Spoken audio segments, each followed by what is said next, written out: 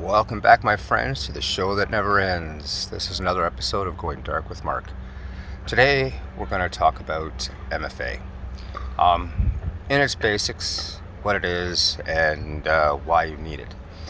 In particular, MFA, as it stands for, the acronym stands for multi-factor authentication. So what exactly is a multi-factor?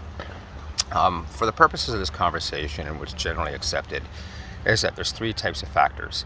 Something you know, something you have, and something you are. So something you know, such as a password. Something you have, such as a bank card or a random number generator token. Something you are, we're talking biometrics. Fingerprint scans, facial scans, iris scans, that type of thing. So any combination of those would be considered a multi-factor. Now, when we look at multi-factor authentication for protecting things such as your networks and your environment, and more particular, your identity, we're looking to achieve something where we're looking to get rid of passwords, or at least protect the passwords that you currently use. Password history, as we all know, is not exactly the most secure methodology. We tend to find that people use weak passwords, don't change their passwords. So if those passwords are ever leaked, it's very easy to compromise somebody's network. In addition to that, one of the things that has been discovered, or through studies, is that people tend to recycle their passwords, not only from a network perspective or your own corporate perspective, but they also will use it for their Gmail account. They'll use the same password in multiple locations. So the fact that somebody was able to compromise a password on one of your users' Gmail accounts, there is a good chance that that same password is being used for the corporate account. So where the second factor comes into play is that even though you may have the right username and the right password, by introducing a second factor, it eliminates reduces the potential of a network compromise.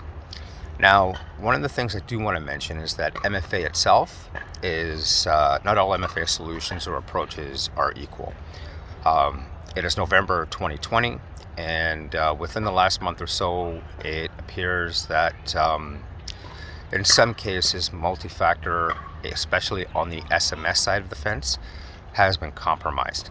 How the factor is delivered tends to be of great importance. When we start looking at things like text messages to your phone, that's probably the low end of the spectrum. And then we can go to telephone calls, again, the low end of the spectrum. But if you're using things like Microsoft's Authenticator app, the security tends to be a lot better around that than the previously mentioned solutions. When deploying multi-factor, for the most part, the technology is not that difficult to deploy. What we find is that the biggest effort truly is around the governance and planning.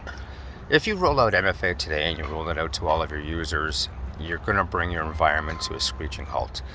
You need to ensure that any applications that you have in place, as well as the user identities, are aware and can use multi-factor, because if the product that you're using, or a tool or a solution, an application, requires a request to the environment and it doesn't know how to handle that multi-factor, then that application can cease to function. So truly, a lot of governance and planning, which will be probably more effort than the actual technical implementation itself, is a must in order to be able to ensure a smooth rollout. And finally, the one thing that I wanted to mention is that, from a multi-factor authentication standpoint, having any MFA is better than no MFA by miles. Even if it's one of the mentioned solutions that I said are not quite as secure, it is still better to have something than nothing. It's low-hanging fruit. Statistically speaking, it will block the vast majority of attacks. Your ability to shore up people's identities and being able to ensure that they are who they say they are is a huge plus. And there's other technologies as well that'll wrap around multi-factor authentication, such as conditional access. As the name suggests, I can put a condition that says that if somebody logs in from a country outside of mine, that they will be automatically multi-factored. New devices that the network has never seen before, multi-factor.